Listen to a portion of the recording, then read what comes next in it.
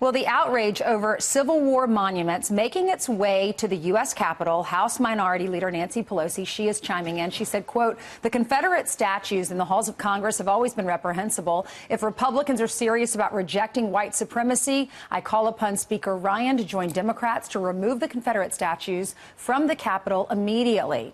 Are Democrats serious, or are they just playing politics here? And is this really a winning strategy? Here to debate this is Wendy Osefo. She's a Democratic strategist and professor at Johns Hopkins University, as well as Katrina Pierson. She's a spokesperson for America First Policies and former spokesperson for the president's campaign. Good morning, ladies, to both of you. Good morning. Good morning. Katrina, I'll start with you. Do you think that Speaker Ryan should join in with Nancy Pelosi and take down those Confederate monuments that are in the halls of Congress? Absolutely not, Ainsley. Look, how long has Nancy Pelosi been in Washington, D.C.? Those monuments have been there for a very long time, and suddenly Nancy Pelosi wants to actually help these anarchists and these violent protesters tear down pieces of America, American culture and American history. The only place that that's being done right now is by ISIS, and I really don't think that you should have leaders actually encouraging people to do these types of things, because Americans actually love their history, their culture, good and bad, because it helps them learn and it helps keep people educated about why America is so great to begin with. All right, Wendy, according to a recent poll, most Americans agree with Katrina. The NPR PBS NewsHour Marist poll, they said 62% said that they want to keep the monuments the way they are. 27% said to remove them. What are your thoughts? We have to be mindful that polls are not necessarily predictive, but rather reflective of a current trend. But what's being lost in this entire conversation is the history from which Confederate monuments sprung from. Confederate monuments came after the South lost the war. 650,000 people died, and the Southerners were considered treasonous.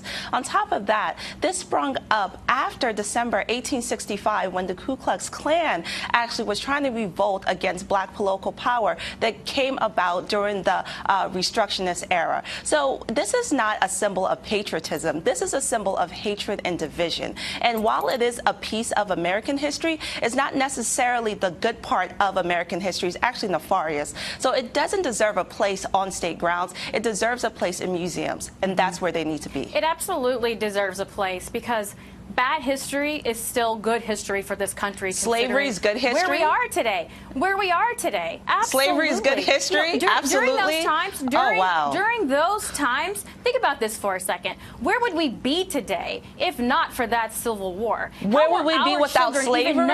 Are you serious? Do you hear what you're saying? Even know how special and how wonderful this country is? How special slavery is? Do you know how many people died? Absolutely. Do you know how many people died? Ladies, listen to me, please. It's clearly a heated topic, Katrina. Katrina, it's clearly a heated issue. Ainsley, this is very no one is racist. No one believes in racism or bigotry. But let me talk, please. Let me talk, ladies. Absolutely not. Katrina, this country let me was talk. founded Ladies, on slave please. owners who actually put in a place to change the laws and to make You're this completely country. out of line. Okay, and the fact you just came on national TV and said slavery was okay, that's very, no one said slavery was that's okay. what you just said. No, that's what you just said. Ladies, I'm letting you have a chance to talk. Could I please ask a question? Ladies, is this a winning issue? Katrina, listen to me, please. Is this a winning issue?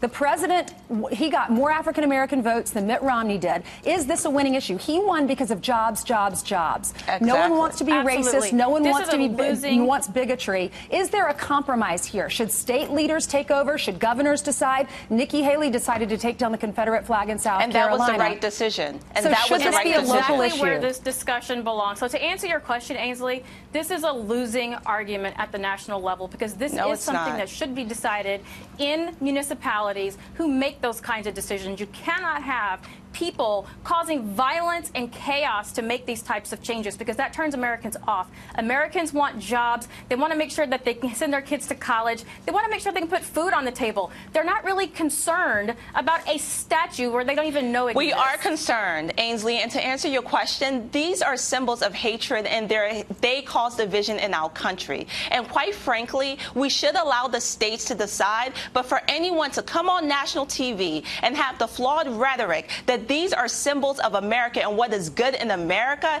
is absolutely statistically dubious. And that language right there is what causes inflammatory behavior and inflammatory actions on U.S. soil. Right. So we have to be mindful and Some people just responsible. respect Katrina. our culture, and some people don't believe in violence to change things. Thank you, ladies, for being on Slavery with is us. violence.